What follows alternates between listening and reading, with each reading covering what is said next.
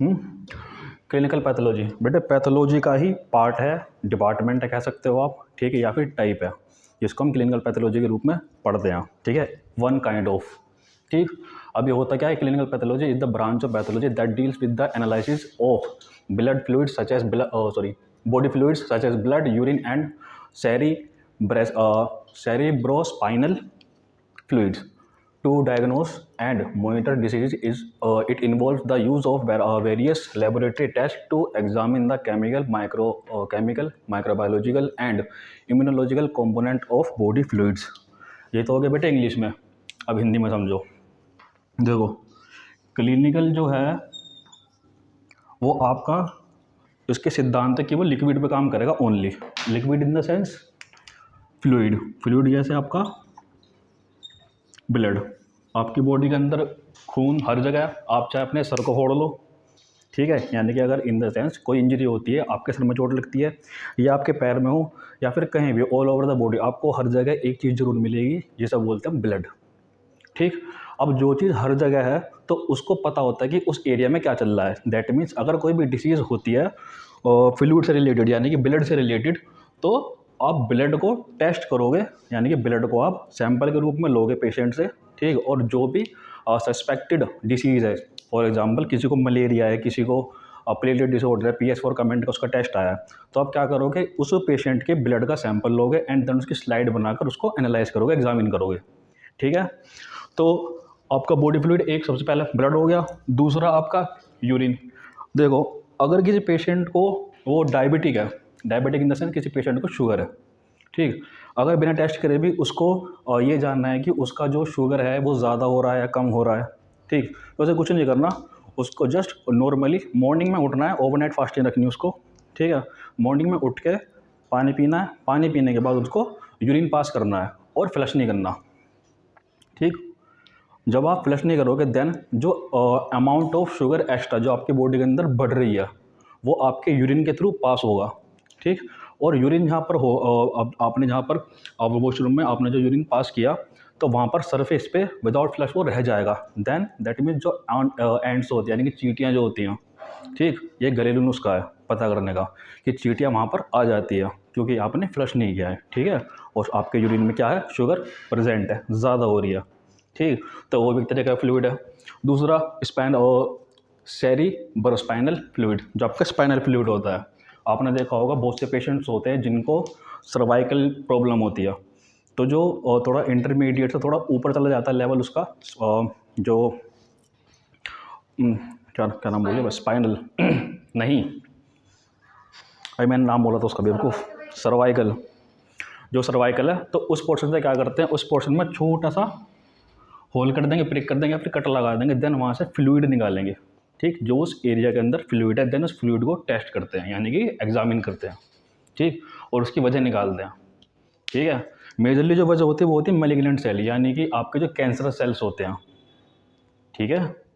देखो अगर आपकी बॉडी का कोई भी पार्ट है जो एबनॉर्मल तरीके से बढ़ रहा है, ठीक, और आपको बाहर उसका दिख रहा है इन द सेंस जो सर्वाइकल होता है वो आसानी से किसी को भी दिख जाता है क्योंकि नेक पे ही वो उभरा हुआ दिखता है, ठीक।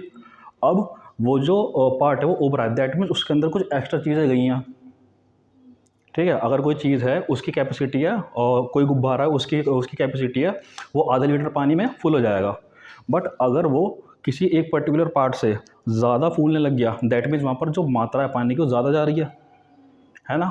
वैसे ही आपके सेल्स का होता है, जब आपके सेल्स एबनॉर्मल तरीके से यानी कि जो नॉर्मल तरीका है उससे ज़्यादा बनने लग जाते हैं किसी भी लोकेशन पे आपकी बॉडी के अंदर, दैट मीन्स वहाँ पर जो अकर होगा दैट इज़ कैंसर, वही कैंसर होता है, समझ गए। आपके ब्लड के सेल्स इतने ज़्यादा बढ़ जाते हैं उसके बाद वो खुद को ही खाने लग जाते हैं क्योंकि एक इंसान कितना खा लेगा, ठीक है, और सेल्स को चाहिए न्यूट्रिशन काम करने के लिए। अब जब कुछ नहीं मिलेगा तो वो क्या करेगा, जो वो खुद को बना रहा है वो अपने आप को ही खा रहा है, ठीक है। इसलिए बोलते हैं कैंसर बहुत डेंजरस है क्योंकि आपकी बॉडी के अंदर सारा काम सेल्स ही करते हैं। सबसे पहली बेसिक यूनिट है आपकी, फंडामेंटल यूनिट है, और सेल्स ही अपने आप को ख़त्म कर लेंगे तो आगे की प्रोसेस होगी ही नहीं। क्लियर। तो ये सब हम इसके अंदर पढ़ेंगे और उसके कंपोनेंट इम्यूनोलॉजिकल बेसिस पे भी। अब इम्यूनोलॉजी क्या होती है, इम्यूनोलॉजी आपका रिलेट करता है आपके इम्यून सिस्टम से। अब इम्यून सिस्टम होता है आपका डिफेंस सिस्टम, डिफेंस कैसे? फॉर एग्जांपल दो पार्टियां, जैसे अंश और क्या नाम था तुम्हारा, भावेश। सपोज करो और ऐसे एज्यूम कर लो कि अंश की और भावेश की होगी लड़ाई, ठीक है। अब जैसे ही अंश ने क्या किया, अंश ने अपने बंदे बुला लिए, ठीक है।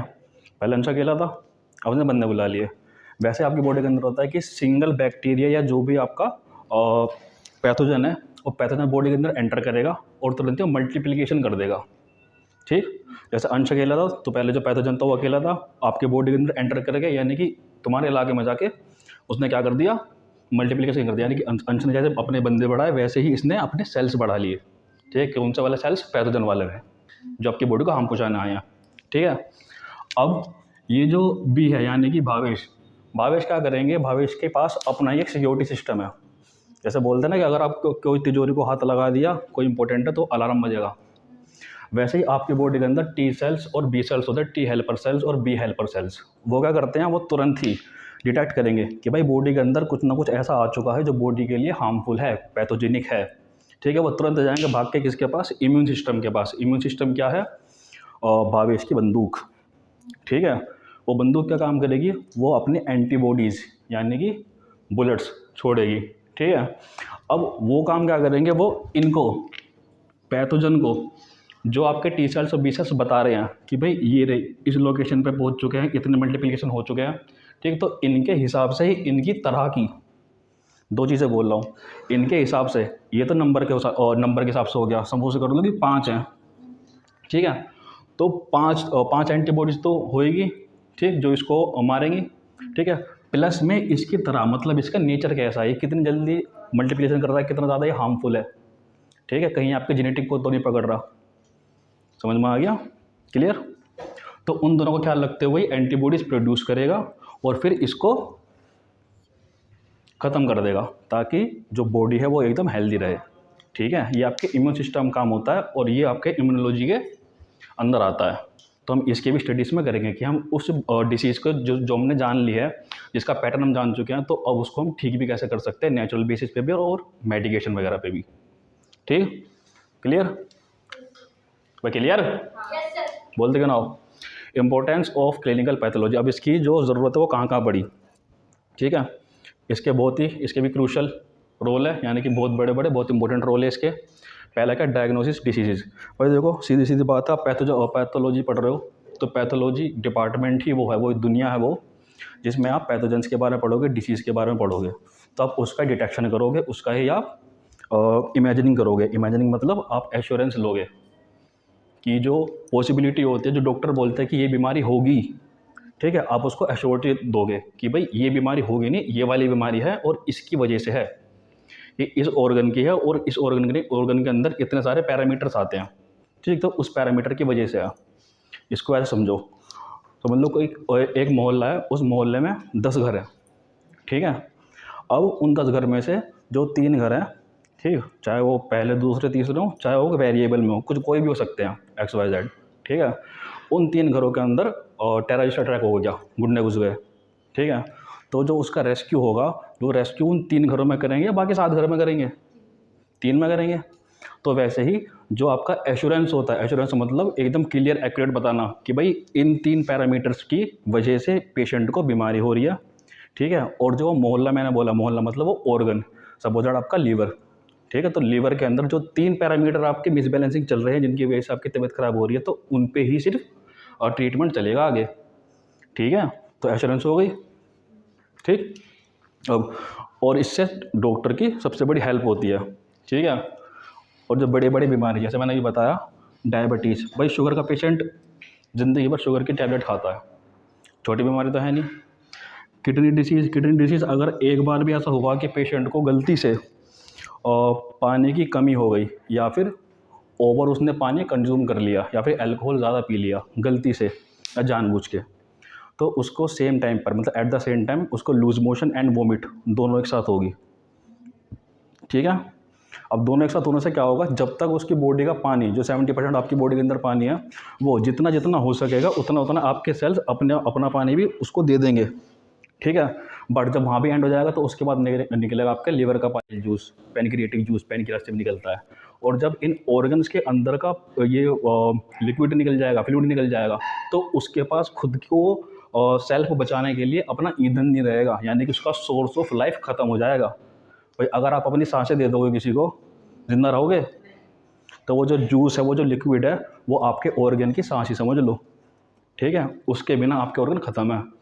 तुरंत ही आपकी किडनी सुकड़ जाएगी, लीवर आपका पागल हो जाएगा कि मैं करूँ क्या अब, क्योंकि किडनी एक्सेप्ट नहीं कर रही ना जो भी आपने खाया है या जो भी आपकी बॉडी में हार्मफुल चीज़ें हो रही हैं, ठीक है। वो हार्मफुल चीज़ों को, जो वेस्ट प्रोडक्ट है, वो तो किडनी के पास भेजना है ना लीवर को, ठीक है। अब वो वापस भेज रहा है, ठीक। लीवर पागल हो गया, किडनी सुकड़ गई, पेशेंट खत्म, इमीडिएट डेथ, ठीक है।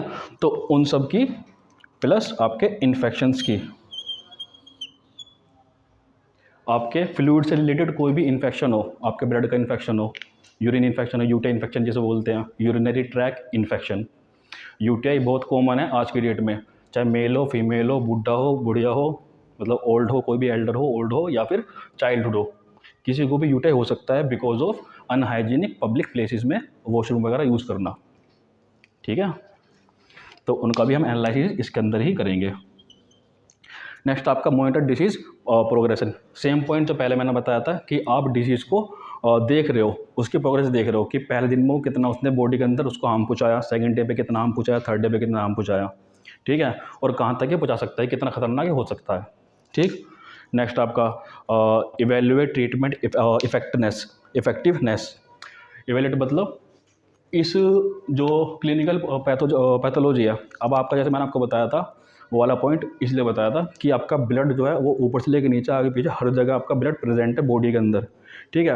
अब जब आपका ब्लड ही प्रेजेंट है और ब्लड का ही आपको फ्लूइड का ही सारा का सारा टोटल इसके अंदर ट्रीटमेंट आप मतलब डायग्नोसिस आप कर रहे हो, यानी कि आप एग्जामिन कर रहे हो, डिसीज़ का पता लगा रहे हो, तो जाहिर सी बात है कि जो बड़े लेवल पे जो एक एक्यूरेसी ट्रीटमेंट की पेशेंट को दे रहे हो वो पैथोलॉजी की वजह से दे पा रहे हो क्लिनिकल बेसिस पे, ठीक है। क्योंकि आपके बॉडी का सबसे बड़ा जो एक सोर्स है जिससे आप इंडिकेट कर सकते हैं कि पता लगा सकते हो डिसीज़ का, वो ब्लड है, ठीक, बिकॉज वो हर जगह प्रेजेंट है। तो इससे एक बहुत ही ज़्यादा इवेल्युएट और इफेक्टिवनेस ट्रीटमेंट पेशेंट को दिया जा रहा है, ठीक। Next screens for diseases. Screens का मतलब कि आप स्क्रीनिंग कर पा रहे हो डिसीजेस की, जैसे कि मैंने आपको बताया था कैंसरस सेल्स और कार्डियोवास्कुलर सिस्टम। कार्डियोवास्कुलर बताया, वो बता दूंगा। कैंसरस सेल, आप जो मैलिग्नेंट सेल्स होती हैं आपकी, जो जैसे एक नवजात बच्चा होता है ना, ठीक है, वैसे ही जब तक cancerous cell proper cancerous cells नहीं बनती, उससे पहले इन द फॉर्म ऑफ मतलब काइंड ऑफ नवजात बच्चा, वो मैलिग्नेंट सेल होती है, ठीक है। और मैलिग्नेंट सेल ही कुछ टाइम बाद मैच्योर होकर कैंसर सेल्स में बदल जाती है, कन्वर्ट हो जाती है, ठीक है। तो उन मैलिग्नेंट सेल्स की क्या करोगे आप, टाइम पर उनका टेस्ट करते रहोगे, प्रेजेंट है नहीं है, कितने प्रेजेंट हो रही है, कौन से एरिया पे उसने लोकेट कर रखा है आपके बॉडी के अंदर, कौन से सेल्स को मल्टीप्लिकेशन पर डाल रहा है जिससे कैंसर हो सकता है, ठीक है। सेम आपका कार्डियोवास्कुलर, इससे क्या होगा, आपका जो बीपी बढ़ा हुआ रहेगा, ब्लड प्रेशर, ठीक, या फिर बहुत घटा हुआ रहेगा, तो आपका हीमोग्लोबिन और आपका ईएसआर, बॉडी का ईएसआर, ये मेजर रोल उसके अंदर आपको एक्टिव रखेंगे, ठीक है। अगर ज़्यादा बढ़ा हुआ होगा तो आपका हीमोग्लोबिन बहुत बढ़ के आएगा और आपका ईएसआर बहुत ज़्यादा निकलेगा। नॉर्मल आपका होता है मात्र 15 से लेकर 27 तक, और नहीं, हाँ 15 तक होता है हाई नॉर्मल एडल्ट का ईएसआर बॉडी का। ईएसआर मतलब कि बॉडी के अंदर आपके किसी तरीके का कोई special kind of infection develop हो रहा है, ठीक है। हाँ, बॉडी फॉर वाला कंप्लीट, हाँ। अब प्रोवाइड प्रोग्नोस्टिक इन्फॉर्मेशन, यानी कि बाद में होने वाली, देखो एक डायग्नोस्टिक एक प्रोग्नोस्टिक, यानी कि प्रो बाद में, कोई भी अगर जैसा आपका सेलफोन में निकलता है तो पहले निकलेगा उसका नॉर्मल उसका वर्जन, यानी कि जैसा आईफोन 10 उसका बाद निकला आईफोन 10 प्रो, ठीक, वैसे ही इनका वर्जन होता है कि ये एज्यूम कर लेंगे हम कि आज जो डिसीज़ है वो इन फ्यूचर कितनी ज़्यादा हो सकती है पेशेंट की, ठीक है। हम एक इमेजिनेशन करते हैं, हम एक ग्राफ बना लेते हैं एक्यूरेट, वो भी कि जिस हिसाब से मल्टीप्लिकेशन कर रहा है तो इसकी ग्रोथ आने वाले 10 दिन में कितनी हो जाएगी, 1 महीने में कितनी हो जाएगी, या फिर कितने दिन में कितनी हो जाएगी। और उसी के बेसिस पे डॉक्टर्स बता पाते हैं कि हाँ भी पेशेंट के पास कितना टाइम है। हाँ जी, ठीक है। प्रिडिक्शन करते हैं। प्रिडिक्शन मतलब कि हम अंदाज़ा लगाएंगे, जैसे बोल दें कि अभी बारिश होने वाली है, वो अंदाज़ा लगाया एक, ठीक है। तो वैसे प्रिडिक्ट करते हैं कि ये बीमारी कितनी ज़्यादा घातक हो सकती है और पेशेंट को कितने दिनों में मार देगी, या हम कितने दिनों में उसको बचा लेंगे, ठीक। चलो अब टाइप ऑफ क्लिनिकल पैथोलॉजी, इसके कुछ टाइप्स है जिन टाइप पे मेजरली काम होता है। मेजरली मतलब आप जब स्टार्ट करोगे तो सीबीसी आपका एनालाइज़र होता है, सीबीसी का, यानी कि सीबीसी मशीन, ठीक। उस मशीन पे आप करोगे सीबीसी के सारे एस्पिरेंट मेथड से टेस्ट। एक इस तरीके की मशीन होती है, ये स्क्रीन होती है, यहाँ पर एक एस्पिरेंट ट्यूब होती है, एस्पिरेंट ट्यूब, जिसमें आपको सैंपल लगाना होता है वाइल के अंदर। जो आपने ईडीटीए में जो आपने वाइल में सैंपल लिया पेशेंट का, उसको आपने एक बार चेक कर लिया कि वो जम तो नहीं गया, ठीक है। और एक बार उसको हल्का सा रोटेट करके देन उसको इस मशीन के अंदर एस्पिरेट करना होता है। एस्पिरेट मतलब पिलाना मशीन को, ठीक है। ये अपने आप ही नीचे आएगा बाय प्रेसिंग बटन, सॉरी अपने आप नीचे आएगा और बाय प्रेसिंग ये एस्पिरेट करके दोबारा से मशीन के अंदर चला जाएगा। और जाने के बाद ये 10 से 20 सेकंड का टाइम लेता है। देन वो उस ब्लड को एनालाइज करके उसके काउंट करके, ठीक है, कंप्लीट ब्लड काउंट बोलते हैं ना, तो आपके ब्लड सेल्स कितने हैं बॉडी के अंदर अभी प्रेजेंट में, और कितना कितना वो इंक्रीज हो रखे हैं, कितना घट रखे हैं, कितना बढ़ रखे हैं, उन सबको काउंट करके वो इस स्क्रीन के ऊपर दिखा देगा, ठीक। और वो काउंटिंग आपकी इंक्रीमेंट और डिक्रीमेंट दिखाएगी आपके पर एक पैरामीटर के बेसिस पे, ठीक है। समझ में आ गया। और इसको आप दूसरे मेथड से भी कर सकते हो, जिसको हम बोलते हैं मैनुअल मेथड। मैनुअल मतलब आप माइक्रोस्कोप की मदद से स्लाइड बनाकर उसमें एक एक स्टेन के हिसाब से, क्योंकि इनके जो पैरामीटर्स हैं उनके पैरामीटर्स एक पर्टिकुलरली कुछ स्टेन्स के अंदर आते हैं, तो आपको डबल ट्रिपल थोड़ी सी मेहनत करनी पड़ेगी, बट वो भी आना बहुत ज़रूरी होता है, ठीक। अब सीबीसी हो गया आपके ब्लड के कंपोनेंट, और मेजरली आपके रेड ब्लड सेल और वाइट ब्लड सेल। अच्छा, इसमें सारे के सारे जो सेल्स होते हैं बॉडी के ब्लड के अंदर वो सारे इंपॉर्टेंट होते हैं, बट वाइट ब्लड सेल और रेड ब्लड सेल ही क्यों स्पेशलाइज लिखा, उसका एक रीज़न है, क्योंकि आपके रेड ब्लड सेल्स के अंदर ही आपका हीमोग्लोबिन होता है, आपके एंटीबॉडीज़ के अंदर कैरी होते हैं। और सबसे बड़ा काम जो आपकी हीमोग्लोबिन करता है कि आपकी जो आप रेस्पिरेटरी सिस्टम यानी कि जो सांस लेते हो आप, उस ऑक्सीजन को लेना प्लस CO2 जो आपकी बॉडी ने प्रोड्यूस करी एज आ वेस्ट, उसको बाहर पहुँचाना, वरना आपकी बॉडी डस्टबिन बन जाएगी। वो सारा काम भी यही करते हैं, ठीक है। और वाइट ब्लड सेल आपका फर्स्ट डिफेंस मैकेनिज्म है। फर्स्ट मतलब कि वाइट ब्लड सेल के कुछ टाइप्स है, ठीक। वो टाइप्स क्या करेंगे, जैसे ही आपकी बॉडी के अंदर थोड़ा बहुत इन्फेक्शन वगैरह डेवलप होने की कोशिश करके एंटर कराया, तो उससे सबसे पहले वो ढाल बनेंगे उसकी, यानी कि उससे लड़ेंगे, उसको डिफेंस करेंगे, आपकी बॉडी को बचाएंगे, इसलिए इसको कराया, ठीक है। नेक्स्ट आपका ब्लड केमिस्ट्री। बायोकेमिस्ट्री आपका डिपार्टमेंट होता है, ठीक। बट बायोकेमिस्ट्री अपना एक अलग डिपार्टमेंट है, उसके अंदर बहुत सारे मल्टीपल वो टेस्ट होते हैं। बट जब हम ब्लड की केमिस्ट्री पढ़ेंगे, ओनली ब्लड की, ठीक है, क्योंकि एक यूरिन ACR करके टेस्ट होता है, यूरिन एल्बुमिन क्रिएटिनिन रेशियो, वो बायोकेमिस्ट्री के अंदर होता है और वो स्पेशल टेस्ट है। बट हम ओनली जब ब्लड और उसके केमिकल रिएक्शंस की बात करेंगे देन हम उसको ब्लड केमिस्ट्री टेस्ट बोलेंगे, जो आपके क्लिनिकल पैथोलॉजी के अंदर आता है। दोनों में डिफरेंस है। जब आप बायोकेमिस्ट्री डिपार्टमेंट में करोगे तो उसमें नॉट ओनली ब्लड, अदर भी जो आपके फ्लूइड है, अदर भी आपके चीज़ें यूज़ होती हैं, किसके लिए, एग्जामिनेशन करने के लिए, टेस्ट को डिटेक्ट करने के लिए। बट जो अगर आप सिर्फ ब्लड की केमिस्ट्री देखोगे, ब्लड के अंदर की जो केमिकल रिएक्शंस है उनकी बात करोगे, उनका डायग्नोस करोगे, तब आप खाली क्लिनिकल पैथोलॉजी के अंदर इसके बेसिस पे ही कर पाओगे, ठीक है। नेक्स्ट आपका यूरिन एनालिसिस। यूरिन एनालिसिस आपका जो सबसे प्राइमरी होता है वो होता है urine RM, urine routine and microscopic या माइक्रोस्कोपी, ठीक है। रूटीन में आप देखोगे उसका pH देखोगे, उसका कलर देखोगे कि पेल येलो है, क्रिस्टल क्लियर है, या फिर ज़्यादा उसमें ब्लड प्रेजेंट है नहीं है, ठीक। कई बार ऐसा होता है कि ब्लड के अंदर यूरिन के अंदर आपको रेडनेस दिखती है, ठीक है, तो हम उसको लिखते हैं reddish colour, that means haemoglobin या यानी आपके रेड ब्लड सेल उसके अंदर प्रेजेंट है। आपकी बॉडी के अंदर जो आपके RBCs हैं वो या तो अनमैच्योर्ड उनकी डेथ हो रही है, यानी कि वो बिना मैच्योर हुए वो मर जा रहे हैं, जिसकी वजह से आपका जो बॉडी है उसने उसको वेस्ट समझ के बॉडी से बाहर निकाल दिया, ठीक है। या फिर आपको उनसे रिलेटेड कोई बीमारी हो रही है कि आपकी बॉडी उसको एक्सेप्ट नहीं कर रही। यानी कि जो भी छोटे छोटे बैक्टीरिया, वायरस, जो सबसे पहले मैंने बोला था, ये जब ब्लड पे आपके हमला करेंगे, ब्लड पे ही और आपके फ्लूइड्स के बेसिस पे आपको हार्म पहुंचाएंगे, तब हम क्लिनिकल पैथोलॉजी के अंदर ही पढ़ेंगे और उसका एग्जामिनेशन करेंगे। और एंड आपका इम्यूनोलॉजिकल टेस्ट, यानी कि आपके इम्यून सिस्टम के हिसाब से आपके एंटीबॉडीज, एंटीजेंस जो भी होते हैं, यानी कि आपका जो डिफेंस सिस्टम वो किस तरीके से काम कर रहा है, क्योंकि कुछ बीमारी ऐसी होती हैं जो आपके इस इम्यून सिस्टम को ही मार देती हैं। पहले तो उसका काम ही ये होता है कि पहले हम इसे मारेंगे, ठीक है। और उसका एग्जांपल बताता हूँ, कोविड-19, ठीक, कौन सा कोविड-19, जिसने भी महामारी पहुंचाई है ना दुनिया में, वो सारे के सारे इस बेसिस पे काम करते हैं। बाकी जो अदर पैथोजेंस होते हैं उनका ये रहता है कि बॉडी के अंदर हमें जाना है और बॉडी में हमको हार्म पहुंचाना है, फिर कहीं भी पहुंचाए। बट इनका ये है, मैं सब सीधे जाऊंगा इम्यून सिस्टम के डिफेंस पे जाओ हमला करूंगा कि मैं तुम्हारी सिक्योरिटी में ही बम फोड़ दूंगा। हाँ जी, और वो पहला पड़ाव है, यानी कि टी सेल, बी सेल आपके पहले हैं, जो छोटे मोटे सैनिक होते हैं, उसके बाद के आगे आपके एंटीबॉडी सारी की सारी, उनकी टाइप्स।